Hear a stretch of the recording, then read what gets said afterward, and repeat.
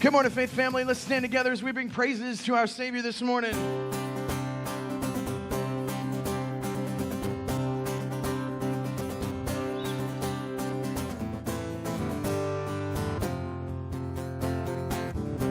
Blessed be your name in the land that is plentiful, where streams of abundance flow. Blessed be your name. Blessed be your name when I'm found in the desert place. Though I walk through the wilderness, blessed be your name. Every blessing you pour out, every blessing you pour out, I turn back to praise. When the darkness closes in, Lord, still I will sing. Blessed be the name of the Lord. Blessed be your name. Blessed be the name of the Lord. Blessed be your glorious name. Blessed be your name when the sun's shining down on me, when the world's all as it should be. Blessed be your name. Blessed be your name on the road marked with suffering, that there's pain in the offering. Blessed be your name. Every blessing you pour out, I'll turn back to praise. When the darkness closes in, Lord, still I will sing. Blessed be the name of the Lord. Blessed be your name. So blessed be the name of the Lord. Blessed be your glorious name.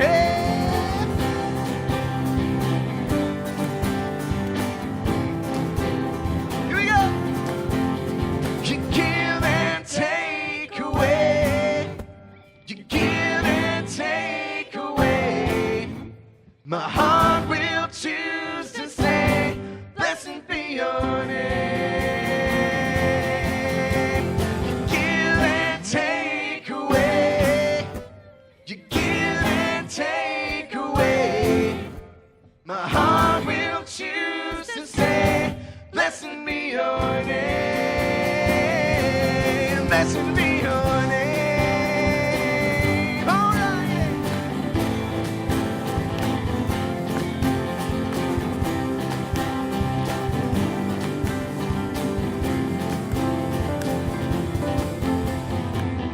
Every blessing you pour out, I'll turn back to praise. When the darkness closes in, Lord, still I will sing. Blessed be the name of the Lord. Blessed be your name. Blessed be the name of the Lord. Blessed be your glorious name. Blessed be the name of the Lord. Blessed be your name. Blessed be the name of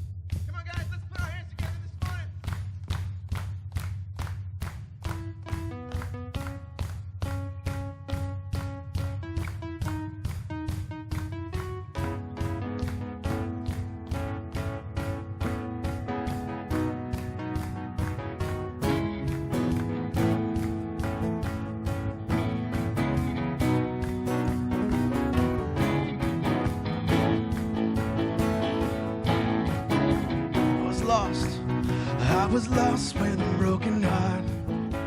You picked me up, now I'm set apart. From the ash I'm born again, forever safe in the Savior's hands. You were more than my words could say. Fixing you, Lord, for all my days. Fix my eyes, following your way. Forever free in unending grace.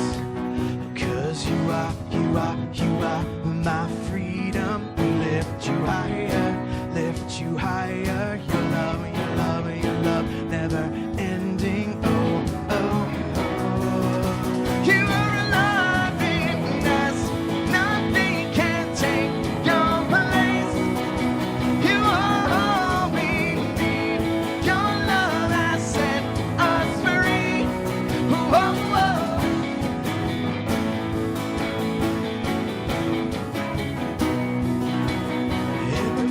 Of the darkest night, let your love be the shining light, breaking chains that were holding me.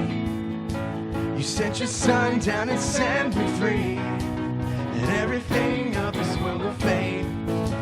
I'm pressing on till I see your face, and I will live that your will be done, and I won't stop till your kingdom come.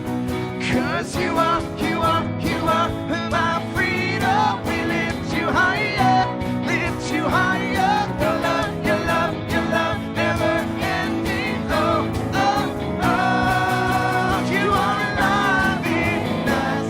Nothing can take your place. You are all we need. Your love has set us free. Oh, oh, oh.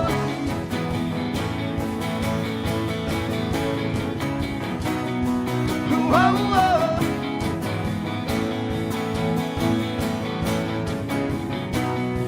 Whoa, whoa.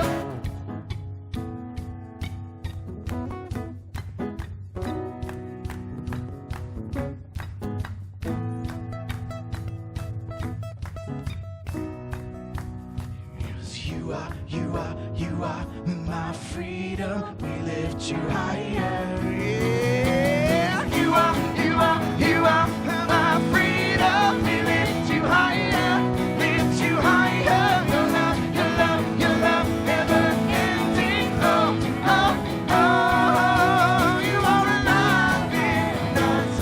Nothing can take your place. You are all we need. Your love has set us free. Whoa, whoa.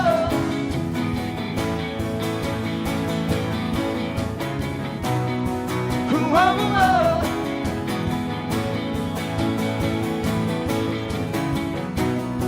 Whoa, whoa.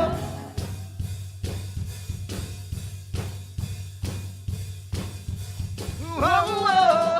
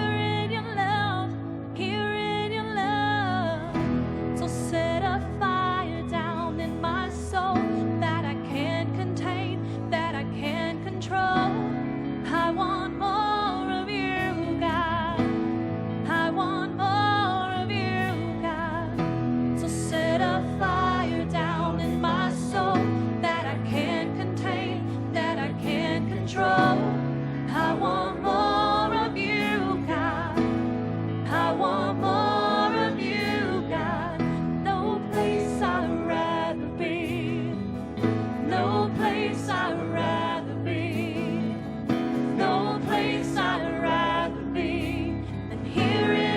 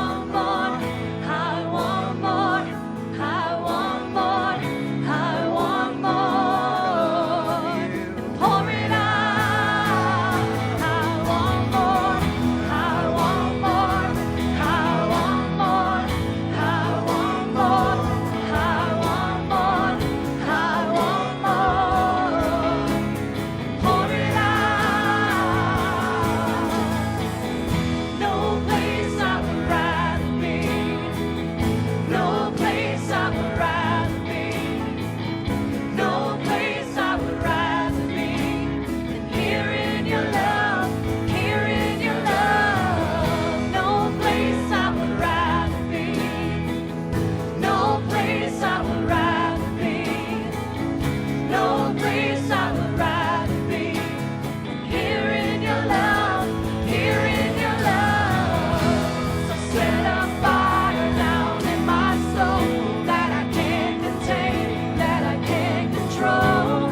I want more of you, God. I want more of you, God. Fire down in my soul that I can't contain, that I can't control. I want more of you, God. I want more of you, God. So set a fire down in my soul that I can't contain, that I can't control. I want more of you,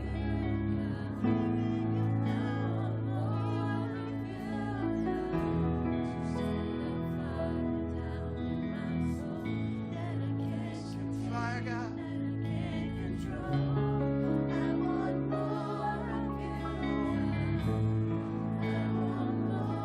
One more. Let's have every eye closed and every head bowed this morning.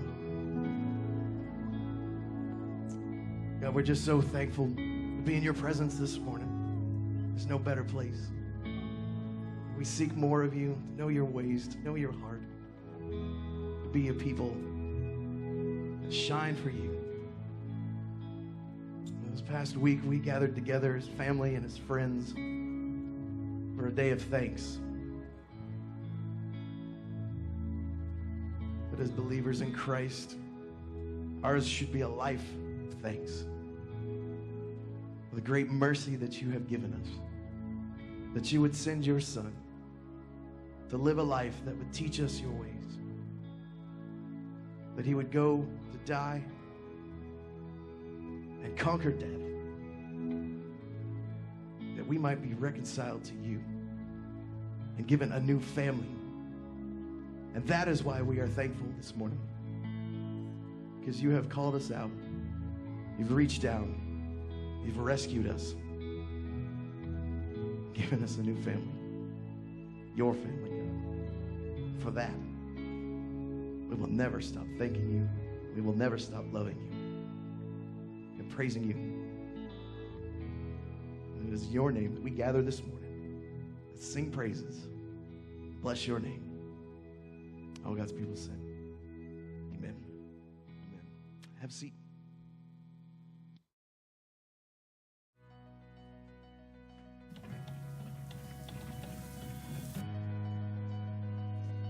We are preparing to feed the community for a Thanksgiving outreach. This is our 7th year doing this. We've got 60 turkeys we're cooking on the grill and about 100 boxes we're going to pack.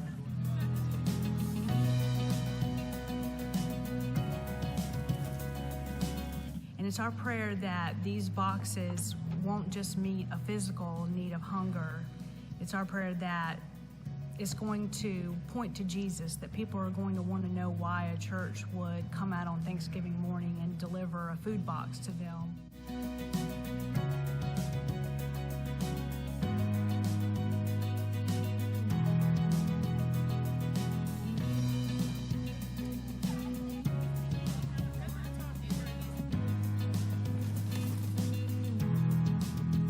Meal, and then when they ask, what is it going to cost me? And we tell them nothing is free. It's just like the gift of salvation. It's a free gift. All you have to do is just accept it.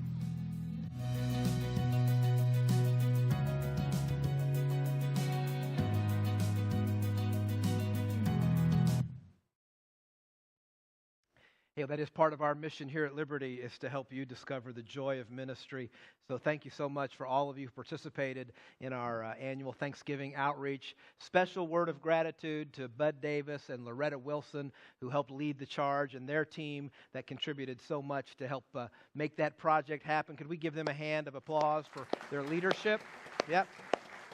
Thank you, guys. And thanks to all of you who participated in that ministry. I know a lot of you brought food and showed up Wednesday night or Thursday morning to pass out those boxes. About 100 families were touched in our community. We're going to pray for them in just a moment. But so proud of you guys for your service and your ministry in reaching out. If you're a guest with us, very special welcome to you. Welcome to the House of Friends. We are really glad that you're here today. Maybe you're in town visiting family or friends because of the holiday, and you can just consider this your church home while you're in this area. We're so glad that you're here. I encourage all of you who are guests this morning to fill out one of those connection cards that you received when you came in. And if you've never turned one in, drop it by the information desk on your way out. Pick up a free gift. But we are glad, on behalf of all of us who call Liberty our church home, we are glad that you're here today. Welcome.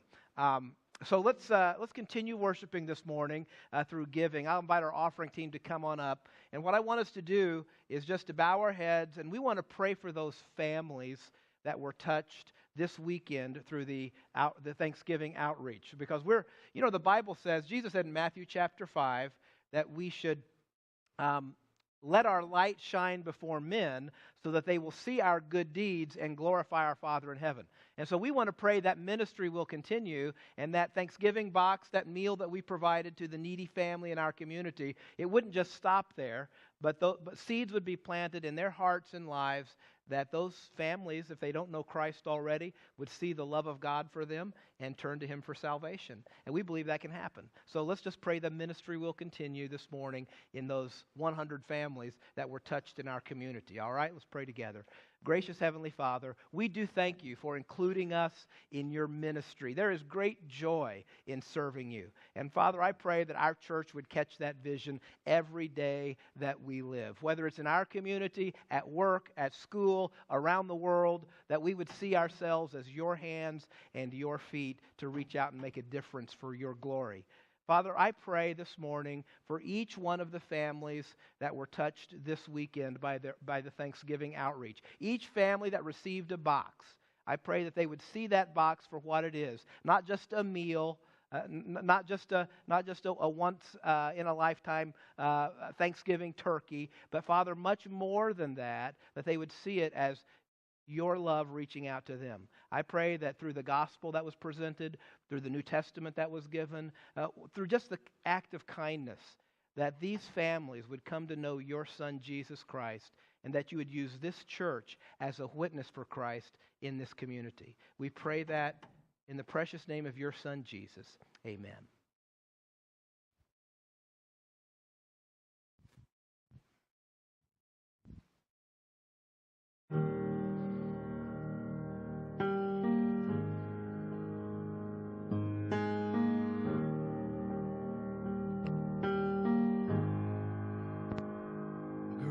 The chasm that lay between us, how high the mountain I could not climb.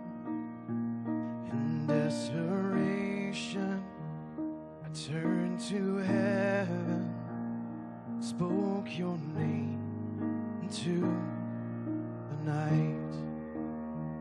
Then through the darkness, your loving kindness tore through the shadows of my soul. The work is finished, the end is written. Jesus Christ, my living hope. Who could imagine so great a mercy?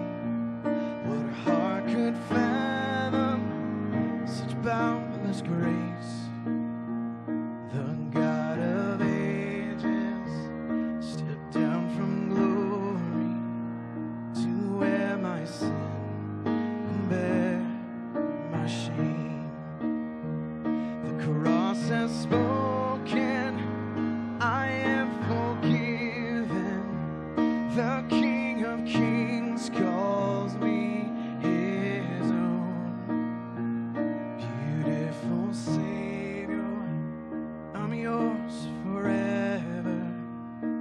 Jesus Christ, my living hope. Hallelujah, praise the one who set me free. Hallelujah, death has lost its grip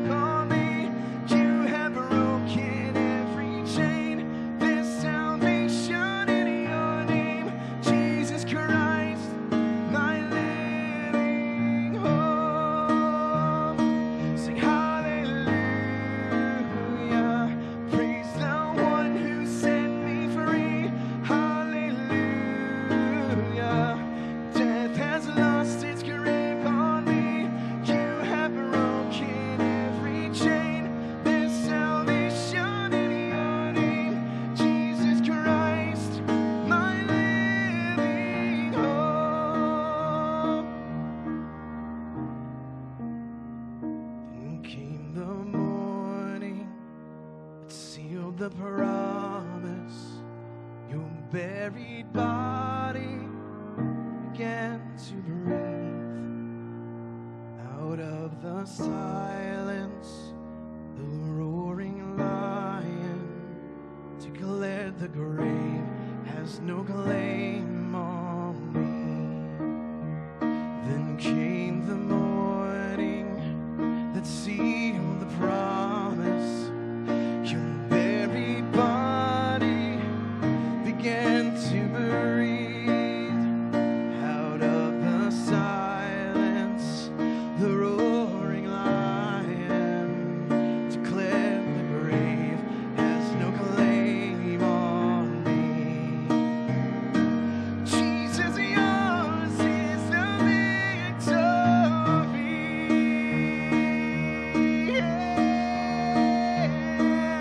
Hallelujah. Praise the one who set me free. Hallelujah.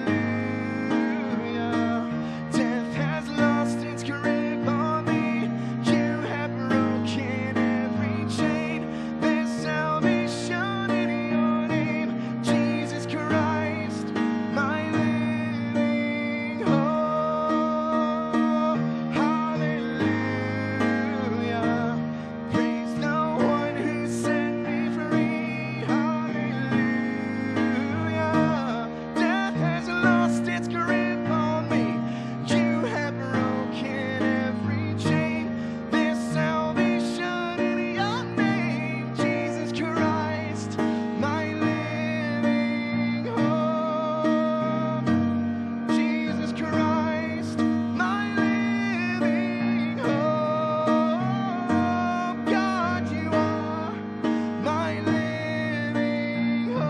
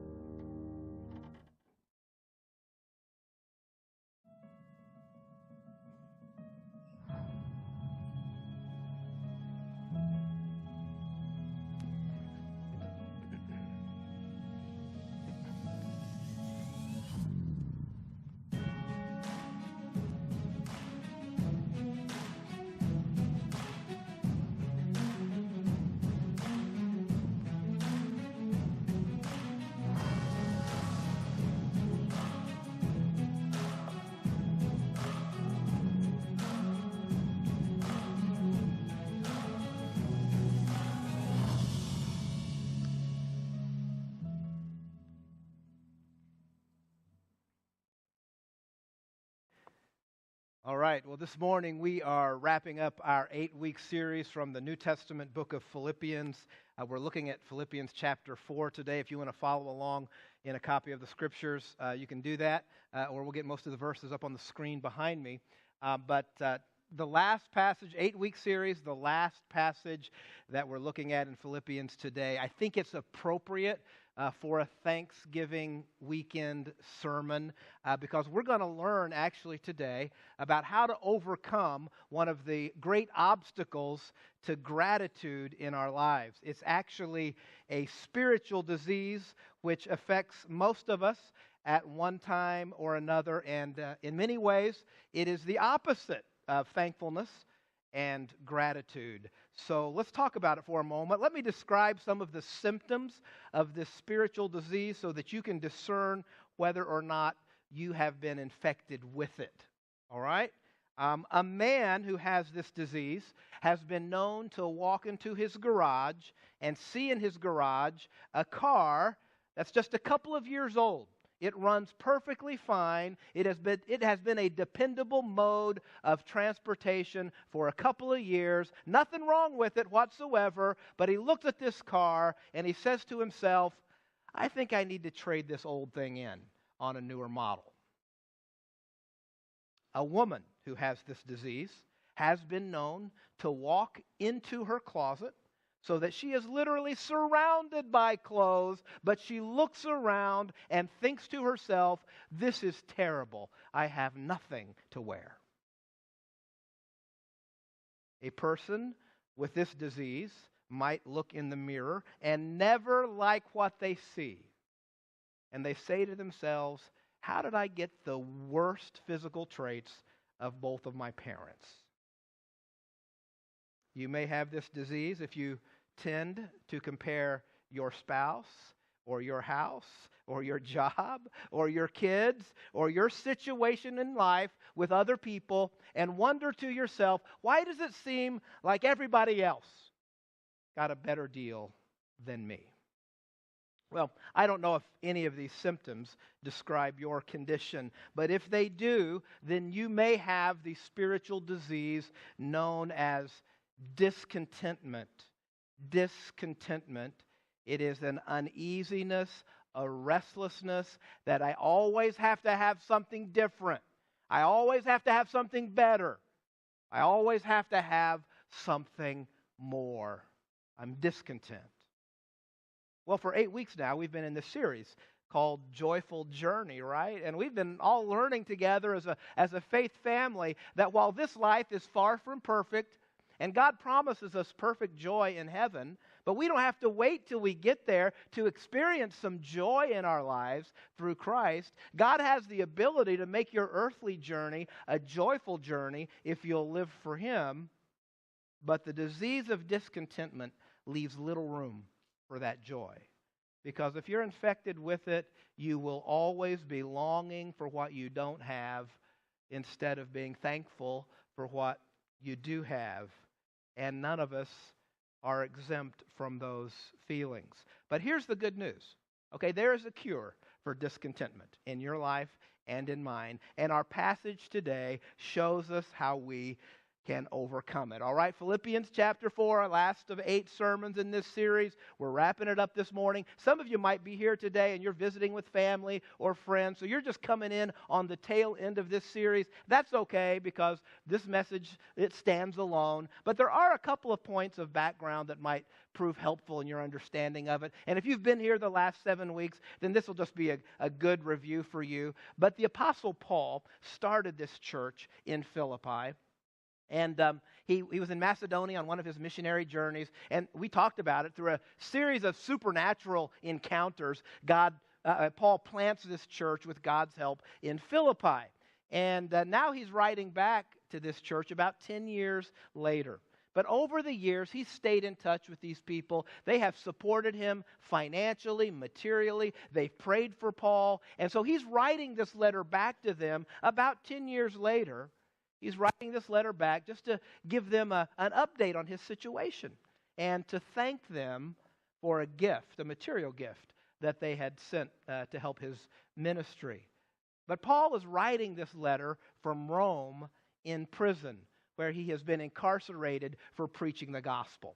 And so that's the context, okay? He's writing this letter back to this church from prison just to kind of give them an update as to here's what's been going on in my life and my ministry. Okay, that's really all you need to know. We'll pick it up in verse 10, Philippians chapter 4. We'll get it up on the screen behind me. Here's what he writes. I rejoiced greatly in the Lord that at last you renewed your concern for me. Indeed, you were concerned, but you had no opportunity to show it. And I'm not saying this because I am in need, for I have learned to be content, whatever the circumstances. I know what it is to be in need, and I know what it is to have plenty. I have learned the secret of being content in any and every situation, whether well-fed or hungry, whether living in plenty or in want. I can do all this through Him who gives me strength. Some of you are more familiar with the old King James rendering of Philippians 4:13. I can do all things through Christ who strengthens me. So clearly, God included this section in Philippians to teach us some things about contentment and what that looks like in the life of the Christ follower. Now, you and I would not normally expect someone who's sitting in prison, someone whose freedoms have all been taken away, to talk to us about contentment, right? Because those are unfavorable circumstances for the apostle. He's probably on death row, awaiting any day that he might receive a death sentence. And yet here he is talking to these believers and through the Holy Spirit talking to us about what it means to be content. Now, that's not usually how we think about contentment, right? I mean, when we think back about our most contented moments in life, it's usually during those moments when all of our circumstances align perfectly and things are going well for us. Yeah, I mean, you think back about your life. Those are usually the moments where we think, I am just so content right here in this moment. If you're a student, it's when you pass the test. You've worked hard and you prayed about it and you passed the test. Or you graduate with a degree and you're like, man, I am just so happy and so content in this moment. It's based on your circumstance. On the job, when you get a promotion or when you accomplish something that merits the accolades of others and people celebrate you for doing such a good job. In that moment, we often think, man, I'm just so content right now, so happy about this. In relationships, when you are in the company of loved ones and everybody is together and getting along, in those moments, we might be prompted to look up to God and just say, God, thank you for this. I'm so content right now. But Paul, surprisingly, writes this in perhaps might be the most darkest moment of his life. At least as far as his favorable circumstances go. I mean, he's in prison, he's in chains, he's incarcerated. Why is he talking to us about contentment? And so this morning, I want us to see 3 truths which challenge us to rethink our view of contentment, all right? So that's my goal for you today. I just want God's word to be planted in your mind and your heart so you start to rethink what it really means to be content, all right? Well, here's the first truth. Well, according to Paul's words here, first, true contentment seems to have little to do with our circumstances. It seems to have little to do with our circumstances. Again, this is clearly a season of Paul's life in which things are not ideal. These are not the best of times for him. We've been talking about it throughout this series. He's chained to a Roman guard under house arrest. He's already been in prison for 2 or 3 years when he writes this letter. The freedoms and luxuries of his life have been taken away. And yet, what does he say in verse 11? I have learned to be content, whatever the circumstances. He's saying, I've been on both sides of the spectrum. I've been at the top, I've been at the bottom. I've been rich, I've been poor. I've been in need, I've been in want. And everywhere in between. And Paul says, here's what I've learned, that contentment doesn't really have much to do with your circumstances. It comes from the inside out. It's not from the outside in. True contentment. And again, that sounds strange to us. We have to rethink it, don't we? Because, most of us live as though everything depends on our circumstances. And so we work hard and we strive our whole lives to put ourselves in better circumstances because then we think we might find contentment and satisfaction and joy. But we really shouldn't be surprised by what Paul says here. That contentment, it has little to do with our circumstances. Most of us have lived long enough to know this if we think about it. How many times have you got what you wanted and you just thought, man, once I get this particular thing, I'm going to be so content and so happy. And you are for a moment, perhaps, and then it wears off and you're looking for the next thing to help make you content. How many times have we had a dream and we thought, man, once this dream is fulfilled, once I get to this place or this point, then I'm going to be content. And we get there and momentarily it's satisfying, but sooner or later the hunger returns, right? That's what Paul's saying. It really doesn't have that much to do with our circumstances. Well, some of you proved this past Thursday on Thanksgiving, right? Because you know what happens on Thanksgiving? You know, a lot of us sit down before this wonderful meal, you know, and we eat more than any human should at one setting at this meal. And it's so satisfying and it's so fulfilling. And then we stroll over to the lazy boy chair and we loosen our belt and we turn on the football game and we think to ourselves, man, I don't think I'm ever going to eat again. Right? And then you drift off into that food-induced coma we call a nap. And you wake up an hour later, and what happens? Yeah, you wake up an hour later. You know what sounds good? A turkey sandwich sounds really good about now. You know, the hunger just keeps coming back. And that's the way contentment works. Right? We think, once I get to this point, then I'll be happy. Then I'll be content. And yet Paul says that it's not true. It's not true.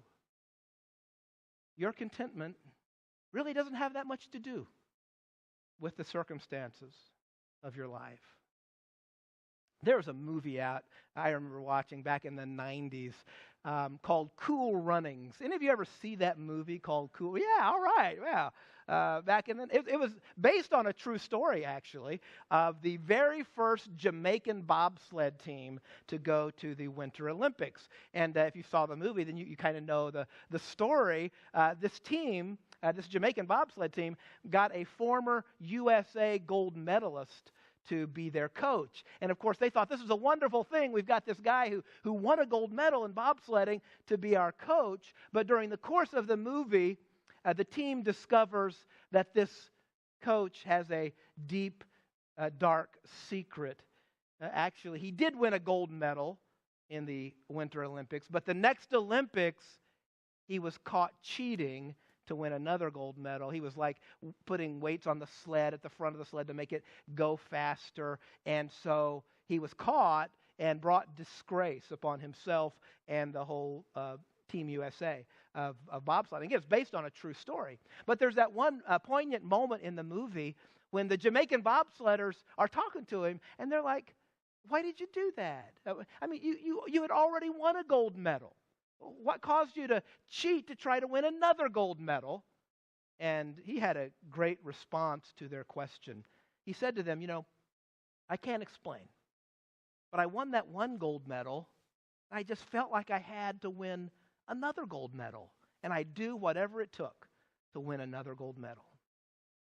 But then he said, what I've learned since that time, what I've learned is that if you're not happy without a gold medal, then you're not going to be happy with a gold medal. And that's the way contentment works in our lives. There's a lot of truth to that. Whatever it is you think you need in your life right now to make you happy and content, if you're not content without it, you're probably not going to be content with it. Because, as Paul says, contentment has very little to do with our circumstances. Now, many of us hear that and we think, man, I don't think I live that way. I mean, I spend so much of my time and my energy, moving forward and trying to accomplish things and achieve things that I believe are going to make me more content. I don't really think I live that way. In fact, I think I live more the other way, that my contentment totally depends on my circumstances. And if you don't live that way, then there's a reason for that. Most of us don't live that way because you have to learn to live that way.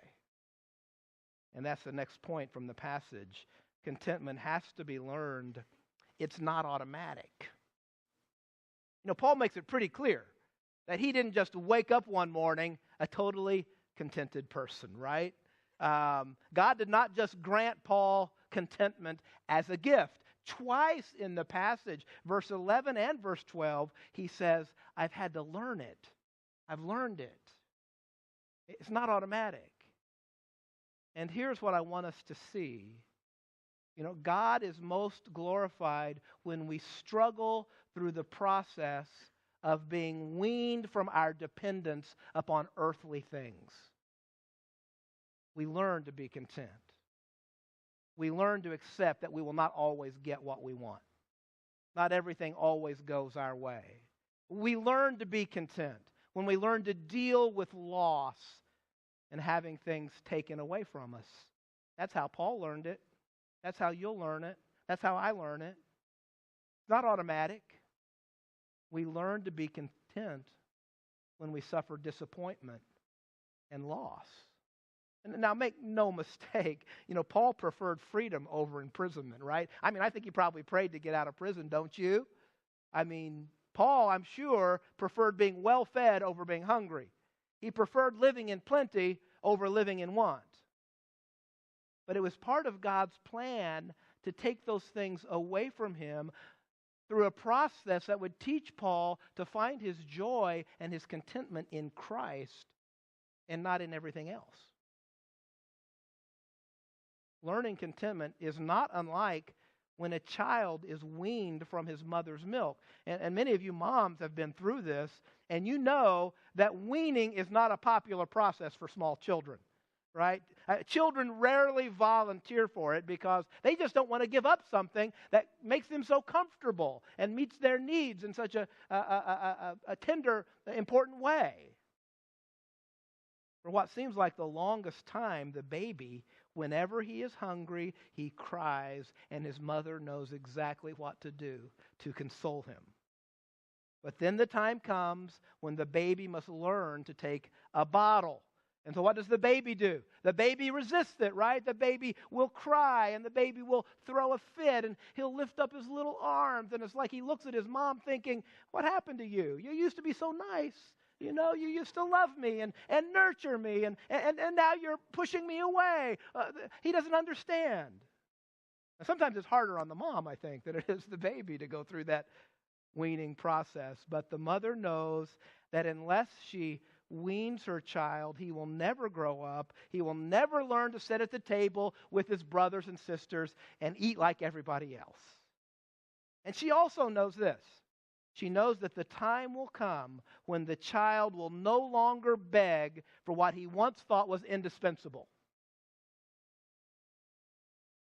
And that's God's purpose and plan for us. And he wants us to learn that. We cry out for all these things that we think are going to make us happy. And he says, no. You don't need more of anything else. You just need more of me. Like we got through singing during our worship set. And we're like, no, I got to have this. I got to have this. What's wrong, God? Why aren't you answering my prayer? Why aren't you giving me what I ask for? What I really need to make me happy? And God says, no, that's not how it works. Contentment is not related to your circumstances. You got to learn contentment as I wean you off your dependence upon earthly things. Again, that's how Paul learned it. And the reality is, sometimes God allows things to be taken away from us so that we can learn to find our security and our joy in him. So we can learn that we don't have to have those things. Sometimes God teaches us that. Sometimes what we dream will make us happy never comes to pass, or at least not in the time frame that we hope that it would. Sometimes we don't get accepted to the college we want, or we don't get the promotion or the job opportunity. We thought we couldn't live without it. But it doesn't happen. And God teaches us, yeah, you can live without it. You can trust me. You can find your joy in me. Sometimes that person you thought would make you happy, that person you thought was Mr. Right or Mrs. Right, turns out to be Mr. or Mrs. not as great as you thought they were, right? Sometimes the children we dreamed of having grow up to bring us heartache. Sometimes the body that we've relied on for years begins to break down. But it is through those losses and disappointments that we learn to find our joy in Christ, and we learn to be content in any and every situation. But that's hard. That's really hard. And so Paul says, there's a secret. There's a secret to it, right? In the passage, right? You want to know a secret? Paul's like, I've got this secret. I've learned this secret of being content. Well, so what's the secret? Right? That's the whole point of the passage, right? Well, the answer can be found in two phrases that we read earlier from verse 11. He says, I have learned to be content, whatever the circumstances. If you write in your Bible, you might want to circle, whatever the circumstances. In verse 12, he says, I have learned the secret of being content in any and every situation. Whatever the circumstances, in any and every situation. Those two phrases would appear to cover all that life has to offer. And here's the secret. Paul had confidence that nothing in his life happened by chance, but that every circumstance of his life had been ordained by God. And that's the third truth that forces us to rethink what it means to be content. It's this: the secret to contentment is confidence in God. That's the secret. Confidence in God. It's not getting everything you want. Okay? It's not getting to that place where you say, okay, now I'll be happy. That doesn't last. The real secret to real contentment is confidence in God. Two things here. First of all, confidence that God has ordained every circumstance of my life. Do you have that kind of confidence? I like the word ordained because it's a very strong word, and it brings along with it the idea that there's a purpose behind the circumstances of my life. I may not see it. It may seem like unnecessary suffering to me, but when I have confidence in God, I can trust that these circumstances have a purpose. They've been ordained by Him for a purpose. And maybe it's just to teach me to depend on Him more. It is a confidence that God is in charge of all the details of my life. The good, the bad, the positive, the negative. That God has ordained what happens to us. That He's ordained what happens before what happens. He ordains what happens after what happens. That there is no detail, no circumstance of my life beyond the ordaining power of God. Do you have confidence in that? That doesn't mean you're going to understand everything. It just means that you don't have to understand everything. You can go through this life asking, why did this happen? And you're going to end up probably being frustrated and disappointed because seldom do you find satisfactory answers from our limited vantage point. Let me think about Paul's life. Think about this from his perspective. Don't you believe that Paul would view being in prison as a total waste of time? Why did God allow that? He was a missionary. Isn't implied with being a missionary that you get to go places and tell people about Jesus and start churches? And here Paul is wasting away in prison. From his perspective, wouldn't that have seemed like a waste of time? He was a great missionary. Think of all the churches he could have started if not in prison. All the lives that he could have touched. All the sermons that he could have preached. All the souls that could have been saved if Paul wasn't rotting away in a Roman prison. From our perspective, that seems like a total waste of time. Why would God put somebody like him who's so productive and so gifted and has such a heart for it? Why would He put somebody like that on the shelf? Well, God ordained those circumstances so Paul would do some other things, like write the letter of Philippians. You think of the millions and millions of people over the past 2,000 years who've been touched and changed by studying and learning the promises in Philippians the way we've been doing the last 8 weeks, and more lives have been touched by a long shot than Paul could have ever touched if he was out of prison. And what is true for Paul is true for you and true for me. Now, Paul didn't see it. He didn't know it. He took no comfort in the fact that, hey, one of these days, Paul, this letter's going to go all the way around the world and touch millions and millions of people. 2,000 years later, they're going to be in Spring Lake, North Carolina, talking about this letter. But he didn't know any of that. He just had to trust that God had ordained all the circumstances of his life. And I will never be content with my situation. I will always be confused and frustrated and off balance until I accept that truth that God has ordained every circumstance of my life. There's a great verse in Proverbs chapter 20, verse 24. I've fallen back on this verse so many times over the years. We can get it up on the screen. Take a look. Here's what it says. all our steps are ordered by the Lord, how then can we understand our own ways? Well, it's a rhetorical question. You can't. You can't. I mean, once in a while, we might get a glimpse as to, oh, here's why that happened. Oh, here's why that didn't work out. Once in a while, we'll get a glimpse of that. But for the most part, only God knows. Only He knows. And sometimes things happen in my life that I just don't, God, I wouldn't have done it that way. But He knows things that I don't know. I just need to trust that all my steps have been ordered by Him. And by the way, that alleviates a lot of anxiety and stress from my life.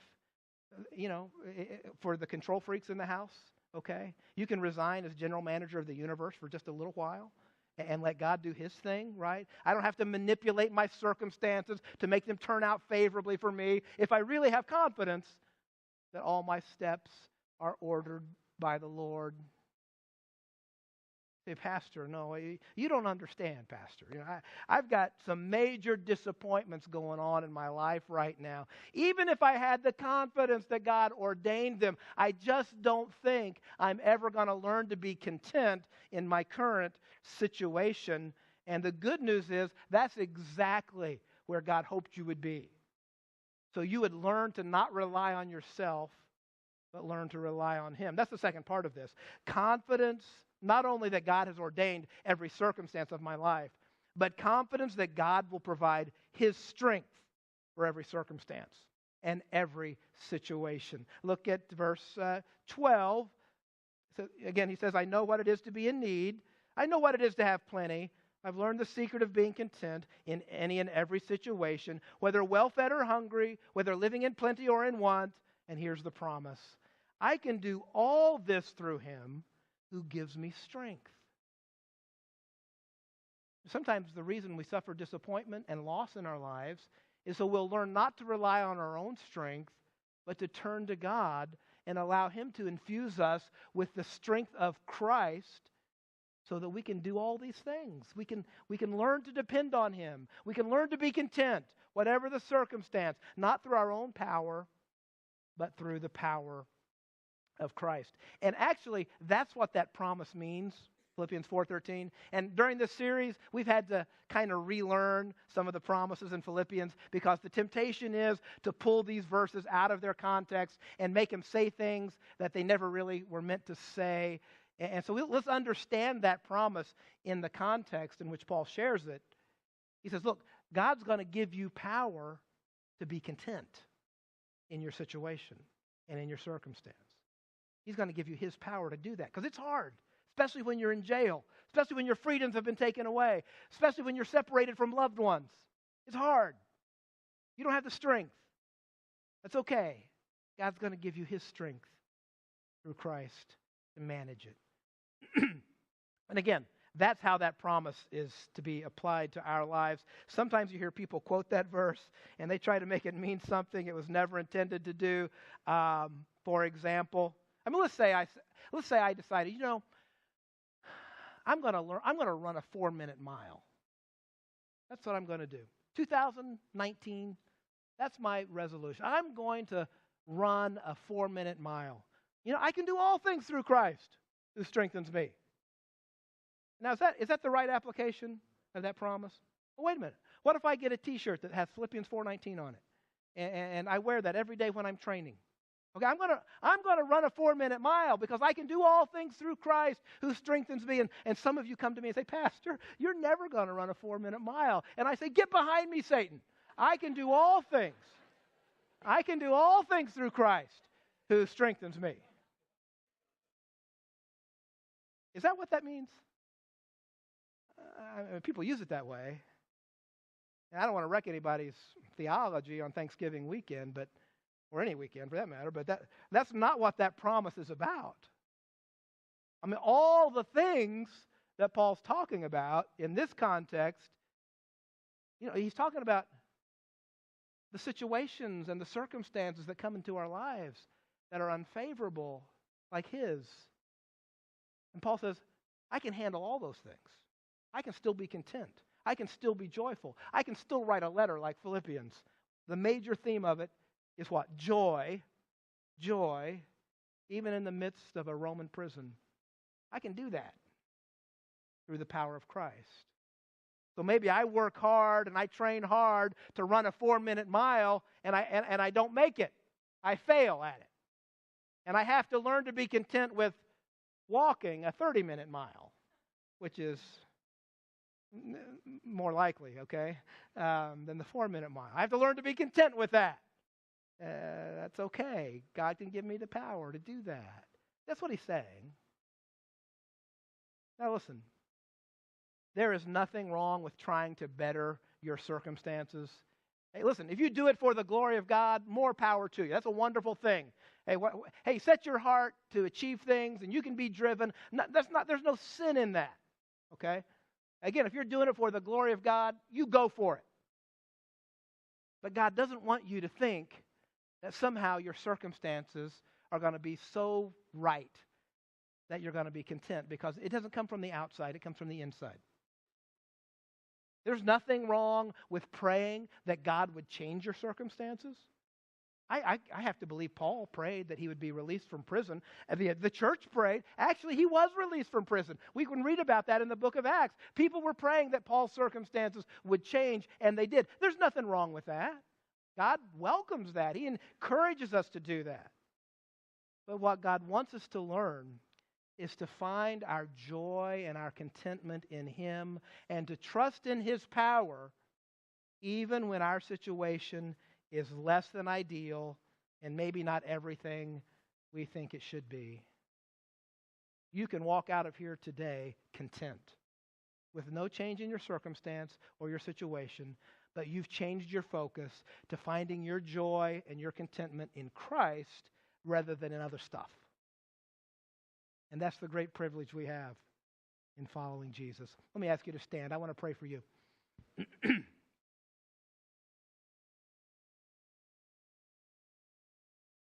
Gracious Heavenly Father, in these quiet moments of reflection, we want to give your Holy Spirit a little room to work in our hearts. So we pray. I want to pray specifically, actually, for those who came to church this morning in some very difficult circumstances, some situations in their life that are unfavorable, that they wish would be changed. I want to pray for that person today, that you would help them learn to find their contentment and their joy and their power in your Son, Jesus Christ. And Father, I pray for all of us this morning, that we would willingly allow you to wean us off our dependence of earthly things, the accolades of people, successes, those things in which material things, anything that we think we're going to find contentment in other than you. Father, we do ask that you would wean us off those things, realizing today, just like Paul, we've got to learn to be content in you. You're the only one who promises us lasting and eternal joy. So I pray that you would enable all of us to find that kind of power in your Son, Jesus. We pray that in his name. Amen and amen. You guys have a great Thanksgiving weekend. And if anybody needs prayer before you leave today, come on up. Be happy to pray with you. You are loved.